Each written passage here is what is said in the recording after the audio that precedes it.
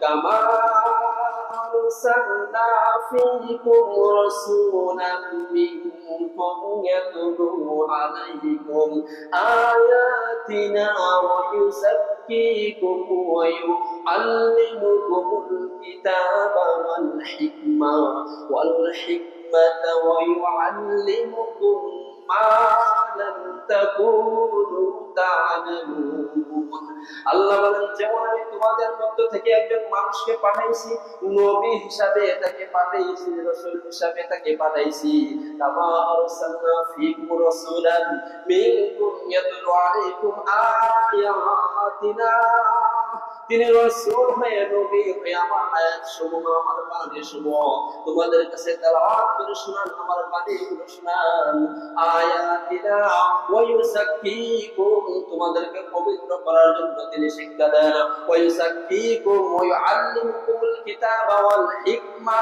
আল্লাহ বলেন তোমাদেরকে হিকমত সম্পর্কে শিক্ষা দেন তোমাদেরকে জ্ঞান তিনি শিক্ষা দেন আমার কোরআন তিনি শিক্ষা দেন ওয়া ইউযাক্কিকুম ওয়া ইউআল্লিমুকুমুল কিতাবা ওয়াল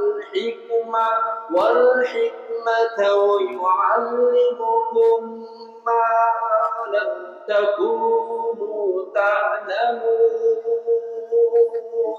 আল্লাহ বলেন এমন শিক্ষাগুলো তিনি তোমাদেরকে দেন এমন জ্ঞানগুলো তোমাদেরকে এমন শিক্ষা দেন অথচ তোমরা তা কখনো শুনো নাই বুঝো নাই কখনো জানো না এই যে ঈমানের কথা রাসূল শিক্ষা দিয়েছেন কিনা দিয়েছেন না আমলের শিক্ষা দিয়েছেন কিনা দিয়েছেন ন্যায়ের পক্ষে কেমন আমল থাকতে হবে হকের পক্ষে কেমন অটল থাকতে হবে রাসূল সেটাও আপনাকে আমাকে শিক্ষা দিয়েছেন উত্তম ধৈর্য ধারণ কেমন করতে হবে রাসূল সেটাও আমাদেরকে শিক্ষা দিয়েছেন এজন্য আল্লাহ আসরের মধ্যে সূরাতুল আসরের মধ্যে কসম করে বলতেছেন যে তোমরা যদি ন্যায়ের পক্ষে অটল থাকো এবং উত্তম ধৈর্য ধারণ করো ঈমান আমল করো তাহলে অবশ্যই দুনিয়ার মানুষ যে ক্ষতির মধ্যে রয়েছে ওই সকল মানুষ থেকে তোমরা বেঁচে যাবা আল্লাহ শুধু এতটুকু বলেই থামেন নাই সূরা বাকারার 151 নম্বর আয়াতের এতটুকু বলেই থামেন নাই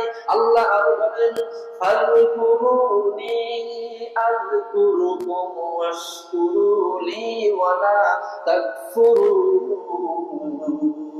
আল্লাহ বলেন এর তোমরা যদি আমি আল্লাহকে স্মরণ করো আমিও তোমাদেরকে স্মরণে রাখবো ওয়াশকুরুলি তোমরা শুকর আদায় করো আমার প্রশংসা করো ওয়ালা তাকফুরুন না শুকর কৃতজ্ঞতা বান্দা তোমরা হয়ো না না শুকর বান্দা হওয়া যাবে না অকৃতজ্ঞ বান্দা হওয়া যাবে না ফাযকুরুনি আযকুরুকুম ওয়াশকুরুলি ওয়ালা তাকফুরুন আপনি আমি কেমন ধৈর্য ধারণ করব বিপদ সম্মুখীন হয়ে গিয়েছে প্রায় সময় আমরা বলে থাকি যে আল্লাহ শুধু আমার এই দেখে আল্লাহ শুধু এত বারবার মুসিবত দেয় কয়েকদিন আগে আমার সন্তানের প্রতি মুসিবত গেল এরপরে আমার স্ত্রীর প্রতি মুসিবত গেল এরপরে আমার ফসলের প্রতি মুসিবত গেল একের পরে একটি মুসিবত গুলো আসে আল্লাহ কি শুধু আমাকেই দেখতেছে দুনিয়ার কোনো মানুষকে দেখে না মানুষ যখন বারবার বিপদ সম্মুখীন হয়ে যায় যখন বারবার মুসিবতের মধ্যে পড়ে যায় আল্লাহ তাআলাকে তখন কিন্তু অনেক সময় অনেক মানুষ আল্লাহকে দোষারোপ করা শুরু করে দেয় যে আল্লাহ বারবার শুধু আমাকে মুসিবত দেয় আল্লাহ শুধু বারবার আমাকে বিপদ দেয় এত পরীক্ষা নিরীক্ষা কেন দেয় দুনিয়ার মানুষকে কে তাকায় না আল্লাহ এদের ব্যাপারে বলেন ইয়া أيها الذين آمنوا استعينوا بالصبر والصلاة আল্লাহ বলেন হে ইমানদারগণ আমার আপনজনেরা তোমাদেরকে আমি মুসিবত দিয়ে যখন পরীক্ষা করি বিপদ দিয়ে যখন পরীক্ষা করি বিভিন্ন ভাবে যখন পরীক্ষা করি ইয়া আইয়ুহাল্লাযীনা আমানু ইসতাঈনু বিস-সাবরি ওয়াস-সালাহ তোমরা তখন নামাজের মাধ্যমে এবং ধৈর্যের মাধ্যমে আমি আল্লাহ তাআলার কাছে সাহায্য প্রার্থনা করো আমরা যখন মুসিবতে পড়ে যাই যে আমার বাড়িটা আগুন লেগে পড়ে গিয়েছে সমস্ত বাড়ি পুড়ে ছাই হয়ে তছনছ হয়ে গেছে তখন কিন্তু আপনার আমার হালত অবস্থা এমনটা হয়ে গেছে, আমার মনে হয় যদি একবার আমার প্রতি দৃষ্টি করে সেখান থেকে কিছু অনুদান পাবো। গ্রামের বড় বড় মানুষগুলো যদি একবার আমাদের প্রতি দৃষ্টিবান করে সেখান থেকে কিছু অনুদান পাবো। অথচ আল্লাহ একটা বিপদ দিয়ে আপনার বাড়ি থেকে করে ছাই করে দিলেন। এই যে একটা বাড়ি পুড়ে গেল, ছাই হয়ে গেল, মুসিবত হয়ে গেল, তখন কিন্তু মুসিবতের সময় আল্লাহকে ডাকি না, তখন ডাকার মতো তখন ডাকতেছি বড় বড় মানুষদের থেকে কিভাবে উপকার পাওয়া যায়।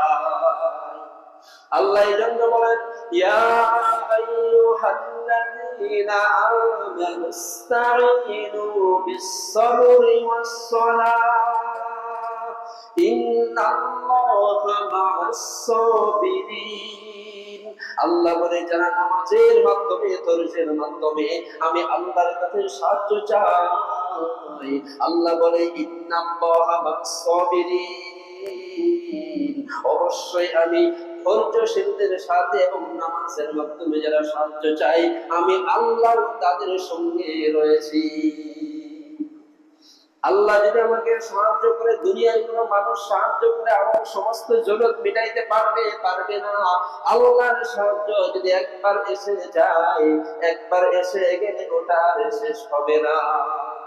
এজন্য আল্লাহ বলেন, ফাতকুরুনি আযকুরুকুম, আমার শুকর আদায় করো, আমাকে অনুসরণ করো, ওয়াশকুরুনি, এবং শুকর আদায় করো, ওয়ালা তাকফুরু, অকৃতজ্ঞ হইও না। যদি আমি অকৃতজ্ঞ না হই, বিপদ সম্মুখীন হয়ে গিয়েছি, সাহায্য যাবো কার কাছে বলেন না? বিপদ যদি একবার সম্মুখীন হয়ে যায়, সাহায্য কার কাছে যাবো? আমরা আল্লাহর কাছে সাহায্য যাবো। কিসের মাধ্যমে সাহায্য চাইবো? ইয়া আইয়ুহাল্লাযীনা আমানুস্তাঈনু বিস-সাবরি ওয়াস-সালাহ ইন্নাল্লাহা মা'আস-সাবিরিন। নামাজের মাধ্যমে আমরা ধৈর্য ধারণ করব, নামাজের মাধ্যমে আমরা সাহায্য চাইবো। আল্লাহ বলেন, ওয়ালা তাকুলু লিমান ইউকতালু ফি সাবিলিল্লাহি আমওয়াত। আল্লাহ বলে দুনিয়ার কোন মানুষ যদি আমি আল্লাহর পথে মারা যায়, শাহাদাত বরণ করে শহীদ হয়ে যায়, তোমরা ওই শহীদদেরকে কখনোই মৃত বলিও না, কারণ তোমাদের কাছে মৃত যদি দেখা যায় আমি আল্লাহর কাছে দেখা যায় না। আল্লাহ বলেন আমি তাদের ব্যাপারে কি বলেছি জানো নি? বাল আহইয়া ওয়ালাকিন লা তাশউরুন। আল্লাহ বলে তোমাদের কাছে দেখা যায় মৃত, কিন্তু আমি আল্লাহ তাআলা শহীদদেরকে যারা আমার রাস্তায় শাহাদাত বরণ করে, আমি আল্লাহর কাছে তারা জীবিত, তাদের মৃত্যুর পরও আমি আল্লাহ তাআলা তাদেরকে খানা পিনা দেই। সুবহানাল্লাহ। এখন আল্লাহ তাআলা আপনাকে আমাকে বিপদ দিয়ে পরীক্ষা করবেন, অনেক সময় মুসিবত দিয়ে পরীক্ষা করবেন, অনেক সময় ক্ষুধার যন্ত্রণায় পরীক্ষা করবেন, অনেক সময় ছেলে সন্তানের প্রতি মুসিবত দিয়ে পরীক্ষা করবেন। আল্লাহ সেই ব্যাপারে বলেন, ওয়ালা নাবলুওয়ান্নাকুম বিশাইইন মিনাল খাউফি ওয়াল জু'i ওয়া নাকসিম মিনাল আমওয়ালি ওয়াল আনফুসি ওয়াস সামারাত ওয়া বাশশিরিস সাবিরিন। আল্লাহ বলে, এর দুনিয়ার গোলাম, তোমাকে আমি ক্ষুধার যন্ত্রণায় পরীক্ষা করব, অনেক সময় ভয় ভীতি দিয়ে তোমার পরীক্ষা করব, অনেক সময় জান মালের ক্ষতি দিয়ে পরীক্ষা করব। রাসূলকে বলেন, এদিকে আপনি তাদেরকে সুসংবাদ দিয়ে দিন যারা মুসিবতের সম্মুখীন হয়ে যাবে, নামাজের মাধ্যমে এবং ধৈর্যের মাধ্যমে আমি আল্লাহর কাছে সাহায্য চাইবে, তাদের ব্যাপারে আপনি সুসংবাদ দিয়ে দিন।